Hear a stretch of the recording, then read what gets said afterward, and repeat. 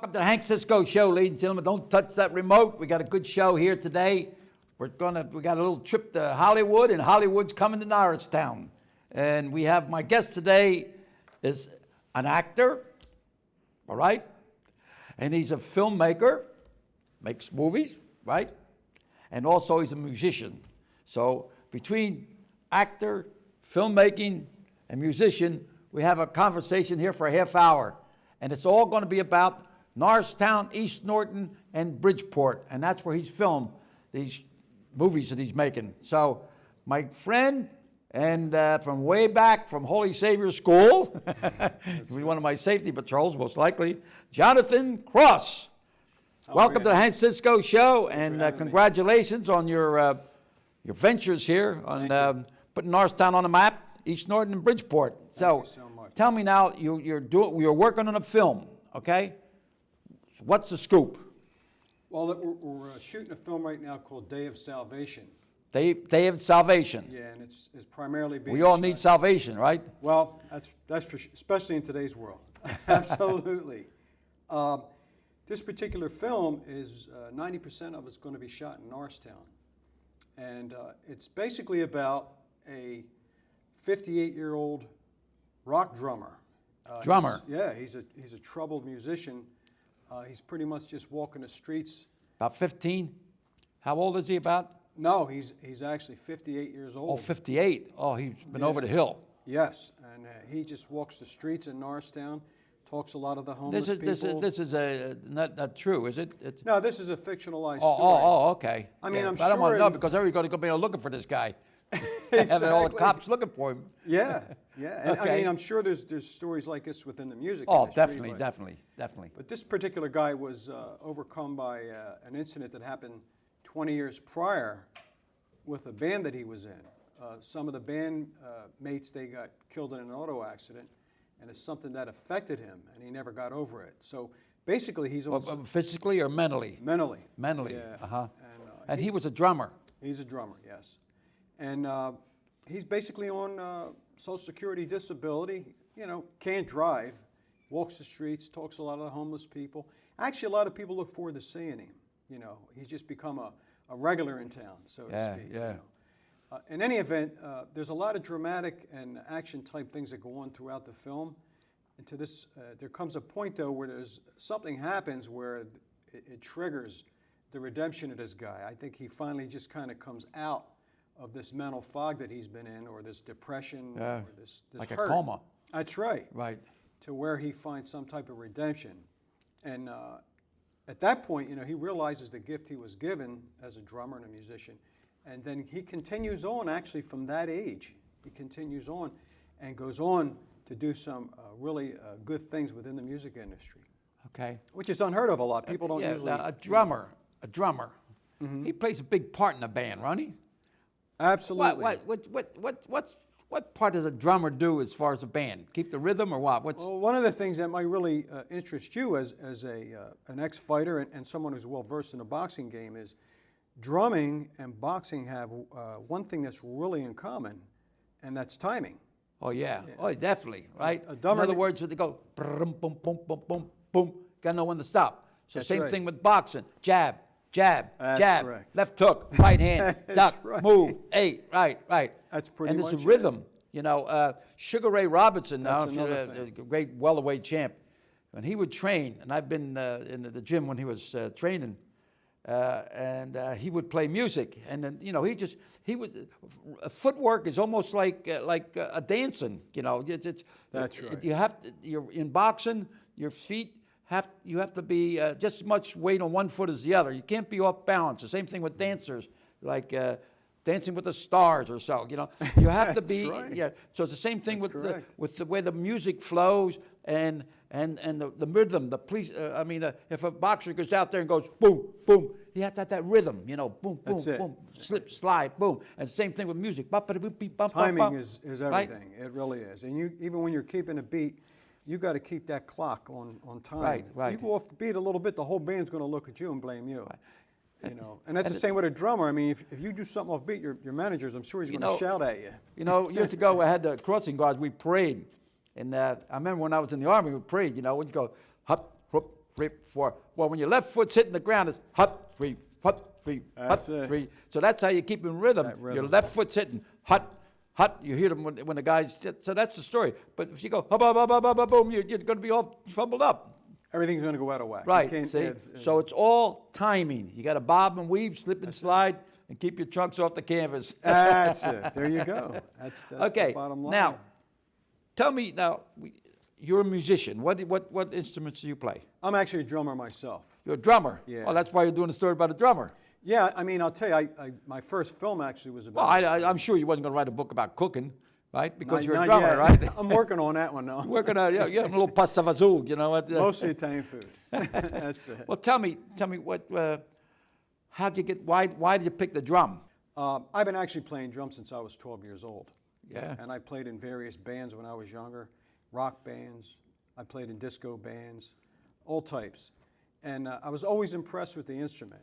You know, obviously I never went on to a major career in it, but it was just a love for that instrument that kept me playing all these years. And actually, recently I've been getting more involved in drumming. I just did a drum clinic at Sam Ash Music in King of Prussia. Also the Norristown Library. Oh, yeah? And, we had the little kids that came in to play the drums, we allowed them play. I'll tell you, there was a lot of natural talent. Oh, yeah? It's just an exciting instrument. You know? Oh, yeah. Talking about drummers, my son, Michael, when he went to Bishop Kenrick High School, and then he hooked up with his buddy Cahill and another guy, I can't think of his name, but they were 3-piece band, right? Michael was a drummer, and so they said, want a place to practice. I live on Powell Street. Your They went down house. to Cellar. Yeah. I drove them out. They driving me nuts, Oh, He yeah. was, one guy was playing the trumpet, and the other guy, he was playing the drum. Boom, boom, boom. So then we put him out. I let him in the garage outside. That helped a little bit, Right. I'm And sure. the neighbors start Then calling the the neighbors cops. That's what happens. So they finally they went over to Catholic War Vets and a couple other places allow them to play. Let them use the place but for rehearsal. they make a lot of noise, with a trumpet.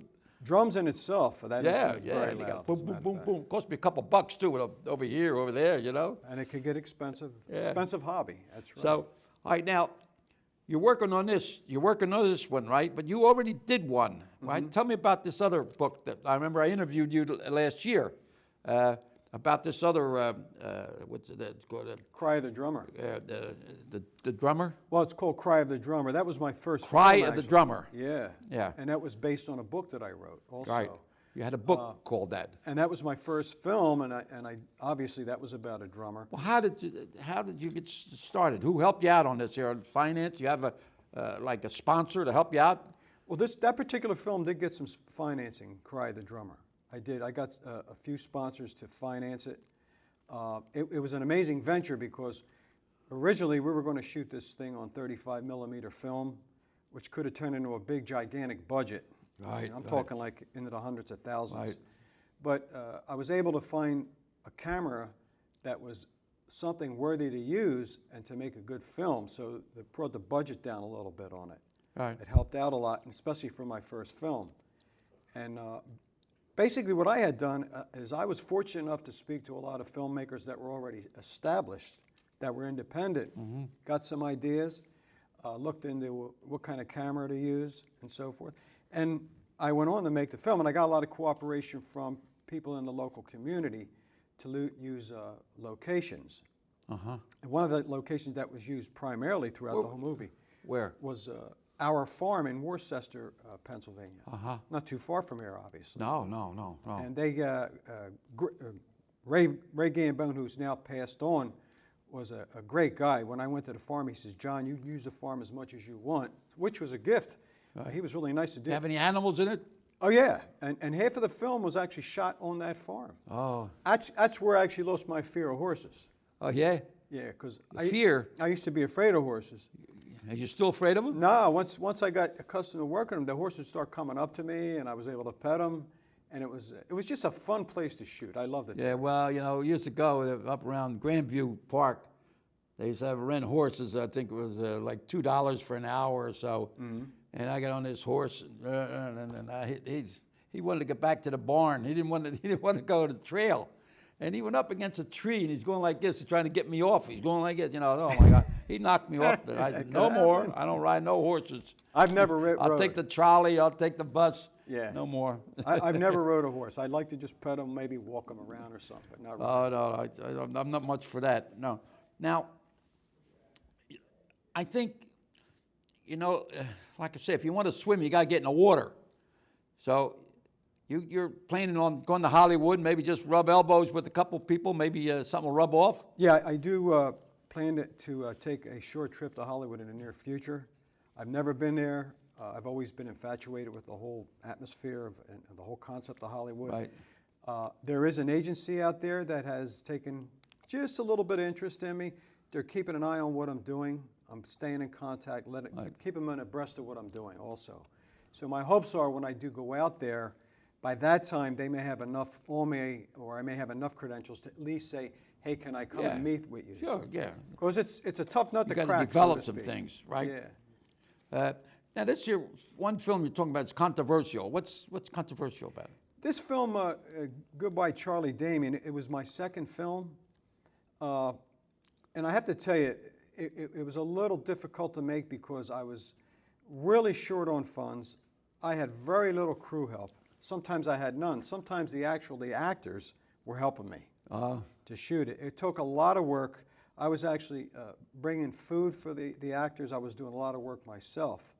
I got minimal help. It's just people weren't available, and I had no budget money to pay crew people.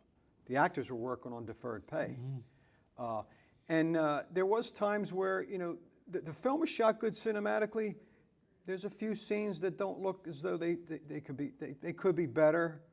The film in itself has some religious overtones, and that kind of versus some negative aspects of the film. There's a particular scene in the film where there's a gun being used by a character who's considering suicide. There's an off-screen suicide of a female character. Yeah. A lot of things going on make the film somewhat of a controversial film. But what I did is Was it a happy ending? Actually, it is. The thing about it is you know. it's extremely inspirational in the end, also being very sad. But it shows people that, you know, even through the loss of someone or a tragedy, how someone can literally just tragedy become, you know, they can become strong over something like that. Yeah, well, but most of your operas, adversity. All your operas are about tragedy. Yeah. Somebody killing somebody, killing the lover, or killing this guy, or whatever. You know, so it's soldiers and what have you. I was able to get it up on Amazon.com. It's available now for download rental, which is nice. People can actually rent it for, like, I think a few bucks. What's that? Which one? They can rent Goodbye Charlie Damien. Oh yeah. If they went through the internet. Oh. Or they can purchase it for download. Run that by me again. Now, how can they do that?